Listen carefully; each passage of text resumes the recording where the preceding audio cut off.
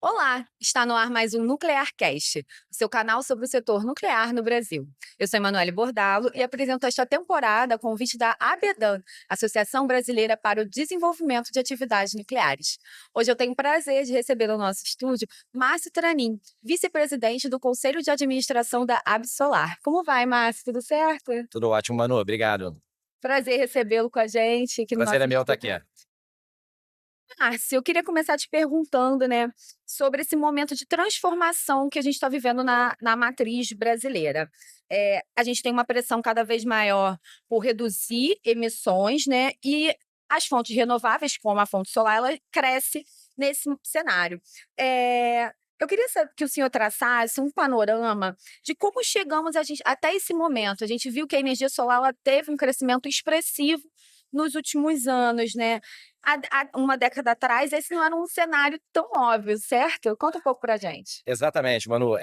O que aconteceu, né? A gente tem a nossa realidade é que o Brasil ele é um país privilegiado. Nós temos uma abundância de recursos naturais que permitem com que tecnologias renováveis acabem sendo protagonistas nesse tipo de expansão, especialmente da oferta de geração de energia. É verdade, sim, que o Brasil sempre teve muito atrasado com relação a outros países, com relação à questão da expansão da matriz energética. Mas quando a gente percebeu o nosso potencial tanto de geração eólica, por exemplo, quanto de geração solar, no caso específico, né, que a geração solar ela é muito mais capilar, muito mais democrática do que a eólica, então a gente realmente começou aí a entrar de forma muito mais contundente nesse setor. Tudo começa com leilões. Na verdade, o primeiro passo, né, para essa grande expansão foram os leilões de energia, onde foi permitido pela primeira vez em 2014 que energia solar pudesse participar de leilões e oferecer energia. E a partir disso, quando você tem a chegada dos primeiros agentes da cadeia produtiva chegando no Brasil e finalmente se estabelecendo, e o custo mundial barateando demais, porque a evolução tecnológica se deu e a expansão em termos de escala também aconteceu no mundo todo, hoje nós temos uma tecnologia extremamente competitiva. Uhum. Se eu somar isso, que são as usinas de grande porte, que foram através de leilões, se a gente somar a necessidade de nós, consumidores finais de energia, você na sua casa, eu na minha casa, que hoje não podemos consumir energia de ninguém que não seja a nossa concessionária local, nossa concessionária de distribuição local, no caso do Rio de Janeiro, aqui, capital, a Light, a energia solar te dá essa possibilidade de você gerar sua própria energia e de você poder ficar, vamos dizer assim, ter um certo grau de liberdade com relação à tua concessionária local. Então, ela é muito democrática por causa disso, que ela democratiza o uso o consumo de energia, porque ela permite que você possa instalar painéis na sua casa, no seu telhado, e possa consumir energia também de você e não somente da distribuidora local. Então, essa abertura de mercado que a gente tanto deseja, que a gente tanto anseia, a gente lá em 98, a gente abriu telecomunicações. Hoje Uhum. você pode consumir banda larga de quem você quiser, você pode consumir telefonia fixa de quem quiser, telefonia móvel de quem você quiser. Com a energia elétrica não é isso. O que a gente está tentando é fazer com que isso aconteça. Isso deve acontecer agora com a medida provisória que deve ser assinada pelo governo, mas o painel solar, o módulo solar, ele já te dá essa possibilidade de você ter esta capacidade de ser seu próprio produtor de energia. Perfeito. Eu lembro que há uns anos atrás se falava que ter um painel solar era muito caro, né? O senhor mencionou esse barateamento nas indústrias, mas ele na usina, né, de larga escala, mas ele também ocorreu a nível do consumidor? Muito, muito, porque na verdade você teve um barateamento dessas usinas de grande escala, mas elas são decorrentes do barateamento do equipamento em geral. Uhum. Então, e esse barateamento se dá por duas razões. Um é o ganho de escala. Quanto mais produção, quanto mais massificação de determinados produtos, mais a produção dele começa a se baratear, porque você consegue justificar produzir mais no mesmo espaço. Segundo, a evolução tecnológica. A energia solar fotovoltaica, ela tem se caracterizado nas últimas décadas, mas na última muito intensamente, em ganhar grandes vantagens, vamos dizer assim, em ter grandes ganhos, melhor dizendo, em termos de otimização de equipamento. Então, você tem ganhos tecnológicos relevantes, materiais mais melhores para você ter essa absorção solar e transformação em energia. Então, isso tudo faz com que você, com o mesmo tamanho, a um preço menor, você consiga produzir, inclusive, mais energia. Isso faz com que a energia solar seja mais acessível para todos, não somente para os grandes, mas também para os pequenos. Perfeito. E qual deverá ser o papel da energia solar no futuro da matriz brasileira, né? A gente falou um pouco do cenário do passado, o cenário hoje e mais para frente. É possível que se expanda ainda mais ou não? A visão da B-Solar, tá? Ela é uma visão de que a tecnologia solar ela será protagonista da expansão. Mas ela não é protagonista, não quer dizer que ela é a única, não é um monopólio da expansão.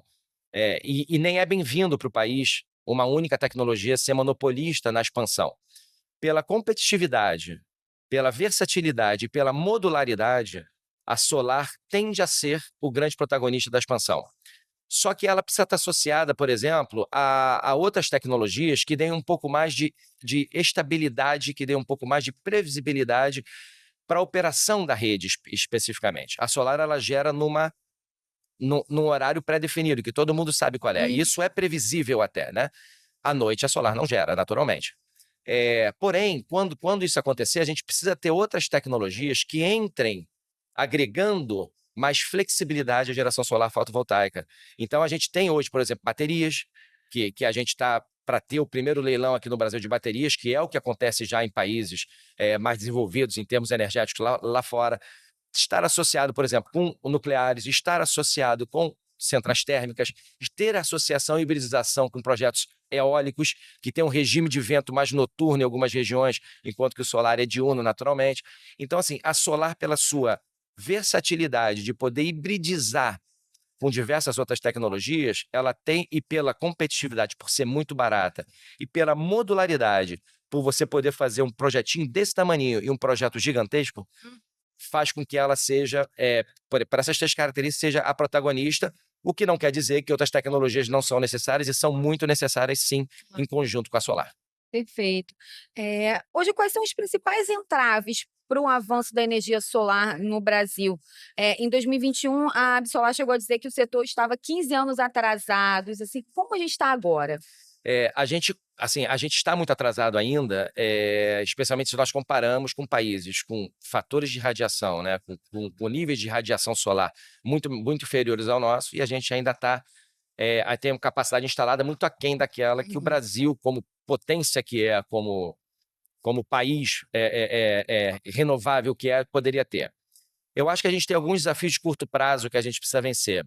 Hoje, devido à penetração das renováveis, especialmente no Nordeste do país, a gente está enfrentando problemas de corte de geração localizados em algumas empresas.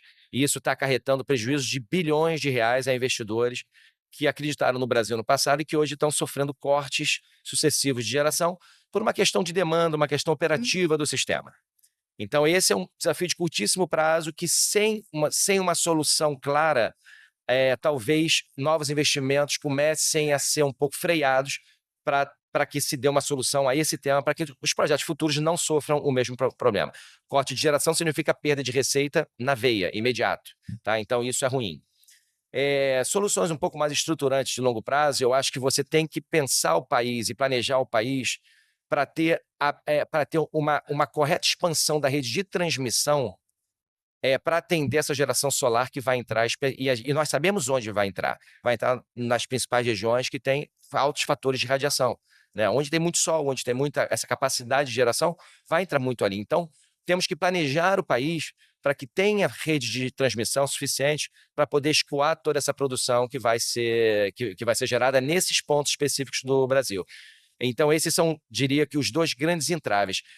E os entraves mais regulatórios que a gente precisa resolver, que é a reforma do setor, abertura de mercado para todos os clientes, atração de nova demanda para o Brasil. Por exemplo, tem data centers aqui no Brasil querendo entrar no Brasil para fazer todo o serviço de inteligência artificial. Energia é o principal insumo desses data centers. O Brasil tem a capacidade de fornecer energia solar conjugada com outras barata. E, no entanto, a gente tem dificuldade para esse cara entrar, porque esse cara não tem ainda conexão. Eu quero entrar, é como se dissesse o seguinte: olha, eu quero pagar a conta, eu quero entrar aqui, tá? e o governo fala, poxa, mas você não tem onde entrar porque o sistema está todo estrangulado, você não tem onde entrar no sistema. Então a gente precisa pensar o Brasil a mais longo prazo.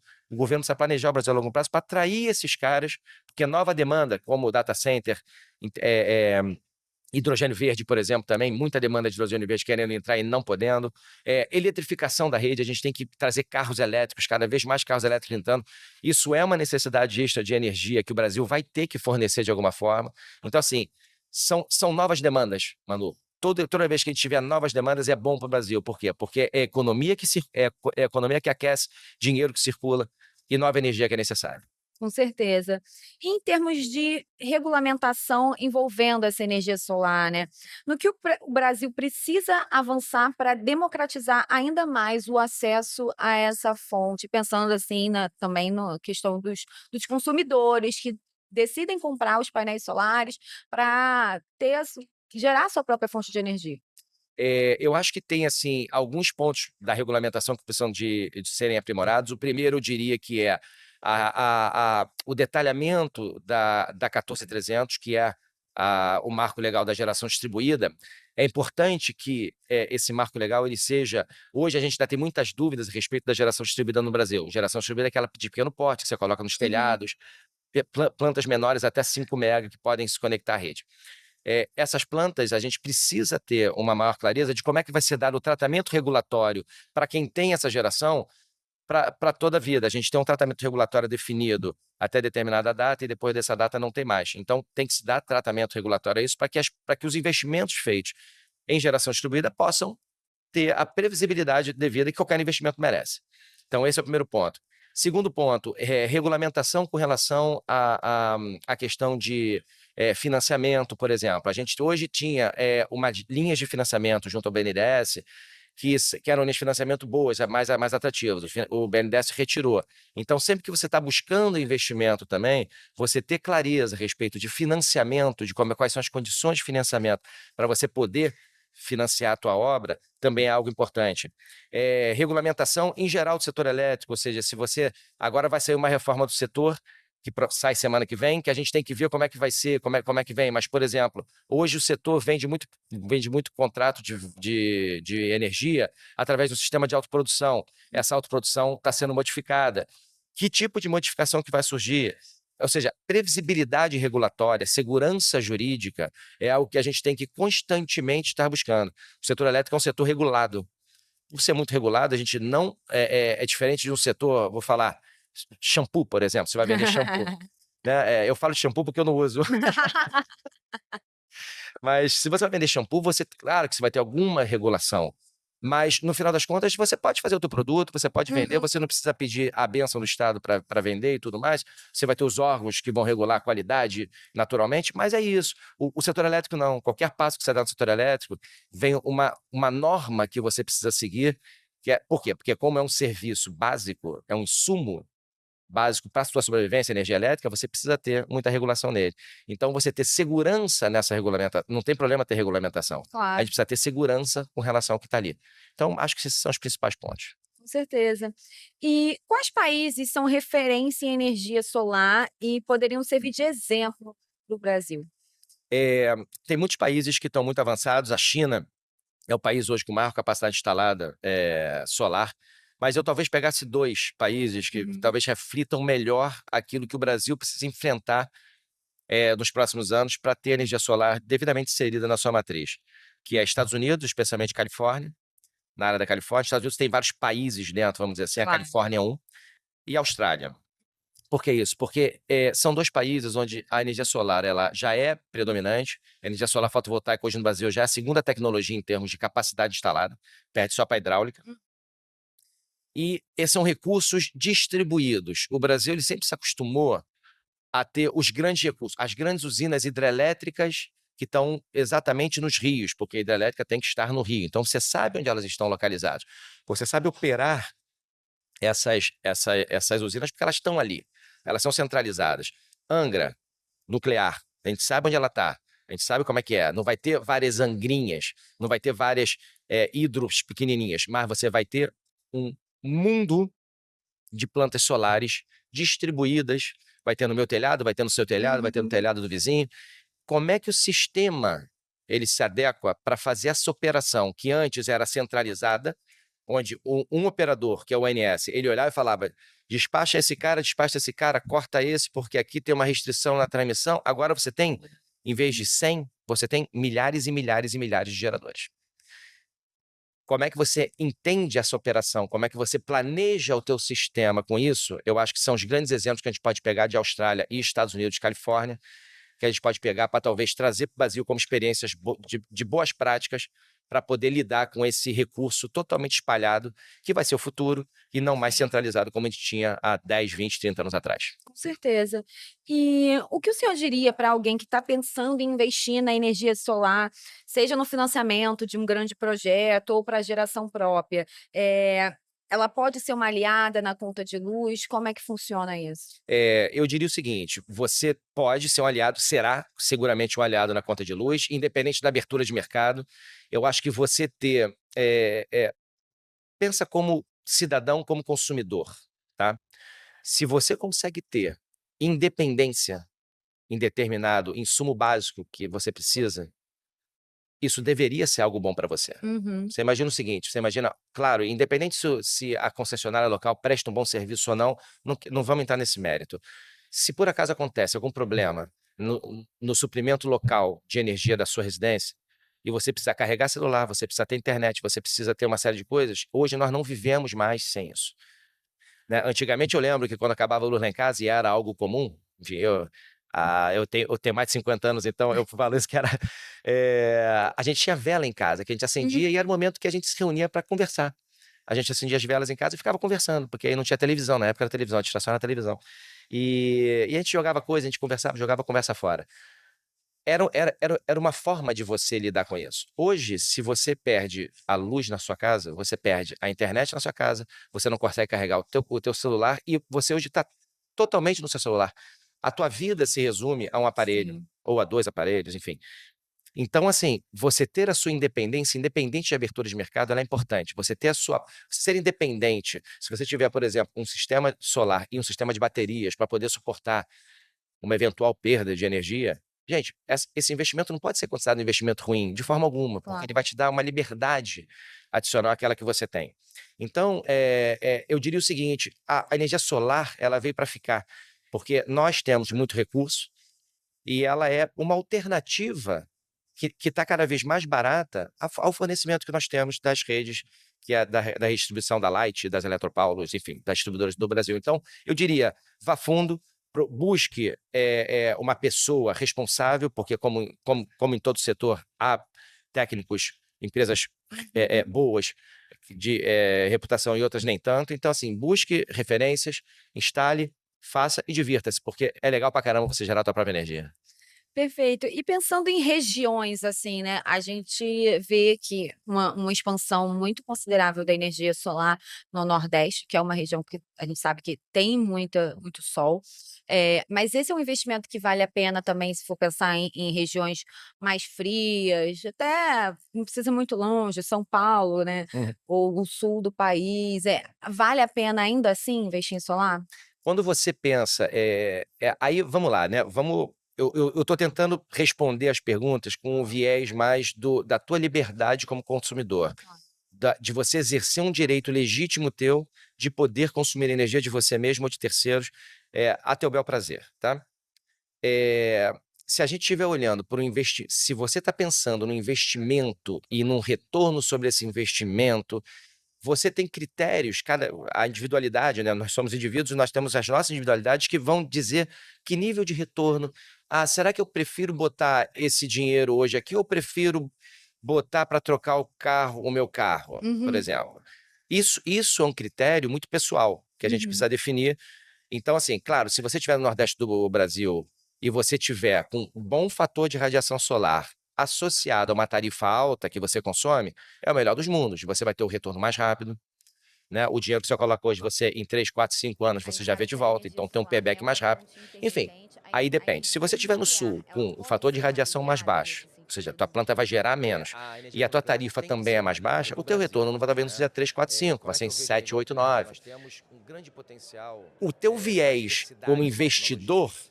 você indivíduo, como investidor, você vai ter que analisar, e eu acho que por isso você precisa se cercar de boas empresas, de bons consultores para poder fazer essa consulta para você. Tem muita empresa no mercado que faz isso. Se você olhar pelo viés da tua liberdade, se você estiver no Sul, no Acre, no Piauí, no Rio de Janeiro, eu acho que a decisão é a mesma, porque você vai estar buscando algo que a rede não pode te dar e que você tem o direito de correr atrás, que é você ser um autoprodutor e poder escolher se você quer consumir daqui ou dali. Esse direito é inalienável, ninguém pode tirar de você. É uma questão de É uma autonomia. questão de autonomia. A gente sabe que a energia solar é uma fonte intermitente. A energia nuclear, ela pode ser uma aliada nesse sentido? A energia nuclear tem que ser uma aliada do Brasil, né? Como é que eu vejo a energia nuclear? Nós temos um grande potencial para a diversidade de tecnologias. Então, a gente no Brasil hoje tem muita hidráulica, temos muita térmica, gás natural, carvão, temos muita eólica e muita solar. Na ordem, em termos de capacidade, é hidráulica, solar, eólica e depois vem térmicas.